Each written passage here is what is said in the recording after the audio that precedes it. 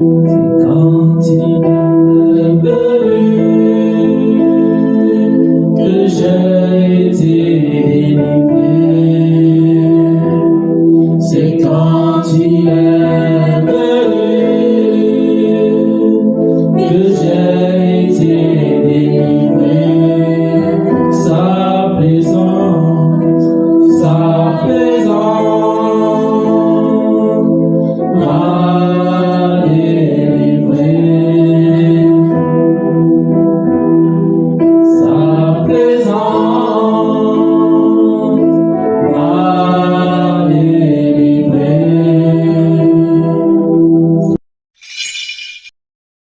Shalom, shalom, peuple du Dieu vivant. Je suis votre sœur, Madame Thiebiba Esther, communément appelée la servante Esther de Côte d'Ivoire. Je suis du ministère Les Paroles de Jésus-Christ. Je viens par la grâce infinie de Dieu ce jour partager avec vous un puissant témoignage de guérison, un miracle que Dieu a opéré dans ma vie voilà environ 1 mois. Je vous invite à prier avec moi. Père, Dieu Tout-Puissant, Roi des rois, Seigneur de tous ceux qui osent s'appeler Seigneur, Dieu vivant, admirable à tous égards. Mon âme te bénit et n'oublie aucun de tes bienfaits. Je te remercie, Papa, pour la grâce que tu m'accordes de témoigner de toi ce jour. Je veux parler sous ton impulsion, Saint-Esprit, avec tes mots et la bonne disposition intérieure et extérieure que tu me donnes, afin que tous ceux qui entendront ce témoignage soient visités, guéris et délivrés par toi, Seigneur. Au nom de Jésus-Christ, j'ai prié. Je suis exaucé. Amen. Peuple de Dieu vivant, c'était au mois d'octobre passé, lorsque le Seigneur Jésus-Christ a instruit le ministère Les Paroles de Jésus de prendre un temps de jeûne du 17 au 23 octobre, dont le thème était la sanctification. J'étais en déplacement en France avant l'entame du moment de jeûne. C'est d'ailleurs le jeudi 17 octobre, premier jour du programme, que je quittais la France pour la Côte d'Ivoire. Et je vous assure, j'étais extrêmement épuisée. Je demandais avec insistance au Seigneur de me fortifier pour ce programme. Si j'avais tout le corps endolori, bien-aimé, ce n'était pas seulement à cause du voyage, mais surtout à cause d'une arthrose lombaire qu'on m'avait diagnostiquée 3 ans auparavant. La lombarthrose est une maladie liée à une usure du cartilage qui se localise au niveau des vertèbres lombaires dans le bas du dos. Dans mon cas, les 3 derniers cartilages des vertèbres du bas de mon dos étaient pratiquement rognés, détériorés. Ce type d'arthrose, frères et sœurs, puisqu'il touche la colonne vertébrale, provoque des douleurs indescriptibles, une fatigue chronique liée aux douleurs terribles. J'avais des fourmillements et le nerf du pied droit qui se raidait quand je marchais un peu plus de 15 minutes. Frères et sœurs, je vivais avec une douleur quasi permanente qui augmentait lors des mouvements ou exercices physiques. À l'hôpital, on m'avait donné plein de chemins, de postures et de mouvements que je ne devais plus adopter au risque de me retrouver bloqué dans l'une de ces postures et recourir à l'intervention du SAMU. Imaginez. Cette douleur atroce, paralysante, imposait son dictat dans mon foyer dans mon travail, dans ma vie de prière. Accomplir mon devoir conjugal était devenu un exercice douloureux que je redoutais. Étant d'un corps de métier militarisé, être longtemps sur les rangs pour prendre les instructions du supérieur hiérarchique était un véritable supplice. Des collègues, des parents, des amis me raillaient. Ils se moquaient de moi en disant « ton dos pourri là ». Mais moi, j'implorais seulement la miséricorde de Dieu. Face à cette douleur, cette grande douleur qui me tenaillait de jour comme de nuit, puisque toutes les activités étaient source de douleur, je réduisais donc ma mobilité. Je m'installais peu à peu dans une sorte d'invalidité. Je me lève le matin avec des raideurs et je me couche les soirs avec des douleurs. Frères et sœurs, s'asseoir, se lever, marcher, s'abaisser, se relever, s'arrêter, tout cela me causait de la douleur. Je ne parvenais même plus à prier à genoux. C'est très souvent couché que je priais. Je n'arrivais pas à jeûner correctement. Puisqu'il me fallait manger pour prendre les antidouleurs, mes temps de jeûne s'étalaient que sur quelques heures, pas toute la journée. En somme, mon intimité avec le Seigneur était également impactée. On ne guérit pas de la lombatrose, m'a-t-on dit de prime abord à l'hôpital. Des pseudo-remèdes me sont donc prescrits pour m'aider à vivre avec ce mal. On n'en guérit pas. C'était une maladie dont on ne guérissait pas. Selon la médecine, selon les humains. Car qu'est-ce qui pourrait remplacer des cartilages bouffés? On m'avait donc prescrit une chaise orthopédique dont le prix avoisine pratiquement 200 000 au moins et dans laquelle je m'asseyais au bureau. Je portais toute la journée une ceinture orthopédique pour maintenir le dos et les vertèbres. Je prenais des anti-inflammatoires quasiment tous les jours. Mon organisme étant habitué à ces anti-inflammatoires, la douleur n'était plus résorbée.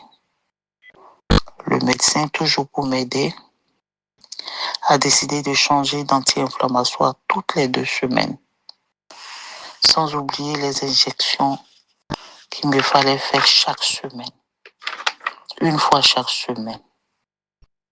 À cela s'ajoutaient les massages faits par le kinésithérapeute pour me soulager un tant soit peu. La seule alternative qui pourrait me soulager plus ou moins longtemps était de me faire opérer pour remplacer les cartilages endommagés par des prothèses. Mais ce n'était pas une opération sans risque, car la moindre faille ou erreur durant l'opération allait me provoquer une paralysie permanente. J'envisageais pour cela voir d'autres médecins en France. Des rendez-vous avaient été pris dans 2 hôpitaux français et il était question de leur envoyer les résultats de l'IRM que j'avais fait ici, en Côte d'Ivoire. J'en étais là, mes frères et sœurs. Lorsque le 18 octobre 2024, 2e jour du temps de jeûne sur la sanctification, le Seigneur Jésus, dès l'entame du vif de la prière, entre les femmes du ministère et les paroles de Jésus-Christ, a parlé au travers de sa servante, la sentinelle Esther. Je vous mets l'audio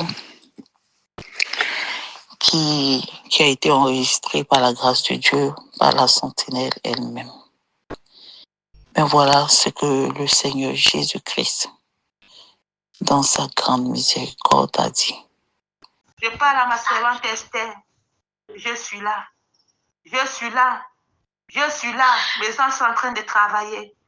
Mes gens sont en train d'opérer ce dos qui te fait mal. Mes gens sont en train d'opérer. Mes gens sont en train d'opérer. Tu es en train de subir cette opération. Tu es en train de subir cette opération. Je suis à l'œuvre. Je suis à l'œuvre. Je suis à l'œuvre. Je suis à l'œuvre. Yakarabasusa yakasaya. Yakasaya, je te libère. Je te libère de ce mal. Je te libère de ce mal. Je te libère de ce mal. Rabatuya kadabaseke seke seke. Radabasheke. Yoko sarabatunde kasaya. Oya kasaya. Mes frères et sœurs, j'ai crié, pleuré à chaudes larmes tout au long de cette prophétie de guérison. Car mon Dieu, qui connaissait cette douleur, l'homme de douleur, comme on l'appelle, m'a pris cette douleur. Il m'a délivré de l'arthrose lombaire. Il a fait comme il a dit dans Jérémie 33, verset 6. Voici, je lui donnerai la guérison et la santé. Je les guérirai et je leur ouvrirai une source abondante de paix et de fidélité. Oh bien-aimé, pendant les pics de douleur, je m'accrochais à ce verset. Je le ressassais sans cesse dans mon esprit. Je m'accrochais à ce verset, car son auteur, notre Seigneur Sauveur Jésus-Christ, n'est pas un menteur, ni un fils d'homme pour se repentir. C'est que sa bouche a dit dans Jérémie 33, verset 6, 23, verset 19. Sa mère l'accomplit. L'opération qui était tant redoutée venait d'être réalisée avec succès par le médecin en chef de tous les médecins. Mon Créateur, qui a toutes les parties de mon corps en réserve, venait de me remplacer les cartilages rognés. La douleur a disparu. La douleur a disparu. La douleur a disparu. Bien-aimé, quoi que je fasse maintenant, quoi que j'adopte comme posture, je n'ai plus mal. Je n'ai plus mal. Jésus-Christ m'a guéri. Bien-aimé, Jésus-Christ m'a guéri. Croyez en Jésus-Christ, car il guérit encore. Il délivre encore, il restaure encore. Surtout, ne murmurons pas, ne nous plaignons pas. Car le Seigneur m'enseigne un jour que les plaintes et les murmures retardent nos bénédictions. Il nous empêche de rentrer dans notre Canaan, c'est-à-dire les promesses de Dieu. Dans sa souveraineté, le Tout-Puissant, l'incommensurable Dieu, a un plan de salut, de guérison et de restauration pour chacun de ses enfants. Nous devons lui obéir et ne pas lui imposer nos voies de guérison. À l'image de certains de mes proches qui me forçaient plus ou moins à faire des prières de Kanguka, car c'est par ce biais, disent-ils, qu'ils ont été guéris. Le Seigneur Jésus-Christ, dans sa souveraineté, a choisi de me guérir, moi, au travers de ce programme de jeûne. Et je lui suis infiniment reconnaissante. Que toute la gloire lui revienne. Que toute la gloire lui revienne. Je termine ce témoignage en disant ceci.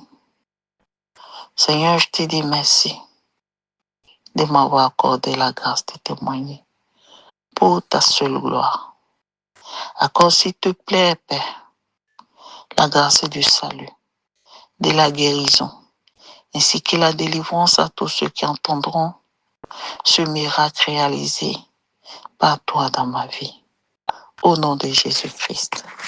Amen, amen. Je n'ai plus mal au, je n'ai plus mal au, moi je n'ai plus mal au, j'ai dit je n'ai plus mal au, Jésus-Christ m'a libéré, Jésus-Christ m'a libéré, Jésus-Christ m'a libéré de la trozo, Jésus-Christ m'a guéri, Jésus-Christ m'a guéri, Jésus-Christ m'a guéri de la trozo, je n'ai plus mal au, je n'ai plus mal au, moi je n'ai plus mal au, oui je n'ai plus mal au, Jésus-Christ m'a enlevé, Jésus-Christ m'a enlevé, Jésus-Christ m'a enlevé toute douleur, oh. Jésus-Christ m'a enlevé, Jésus-Christ m'a enlevé, Jésus-Christ m'a enlevé toute douleur, oh. Je n'ai plus mal au, je n'ai plus mal au, moi je n'ai plus mal au, oui je n'ai plus mal au, Jésus-Christ m'a libéré, Jésus-Christ m'a libéré, Jésus-Christ m'a libéré de toute maladie, Jésus-Christ m'a guéri, Jésus-Christ m'a guéri, Jésus-Christ m'a guéri de la trozo, je n'ai plus mal au, j'ai dit je n'ai plus mal au, oui je n'ai plus mal au, oui je n'ai plus mal au, Jésus-Christ m'a enlevé, Jésus-Christ m'a enlevé, Jésus-Christ m'a enlevé toute douleur.